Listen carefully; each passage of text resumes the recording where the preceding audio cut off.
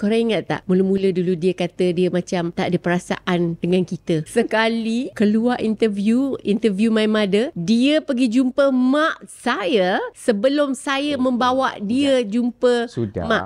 Apa? Cukuplah tu, nanti orang tahu. Tak ada. Izzuan dah dulu jumpa aunty. Then second baru Era pula bawa dia.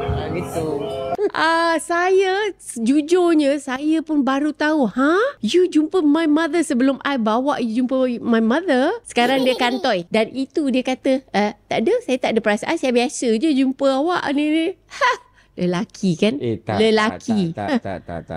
Bagi saya bagi statement dulu. Awak bawa saya jumpa mak waktu bulan puasa. Saya jumpa mak yang mak kantoikan saya tu. Saya jumpa mak bulan Januari. Masa bulan puasa tu bulan 4. Dia tak tahu yang saya dah jumpa mak dia pada bulan Januari. Ya. Itulah orang kata dia 3 tak ada. bulan je. Weh, dia mencari semangat untuk jumpa Puan Azizah. Mak saya tu strict orang dia.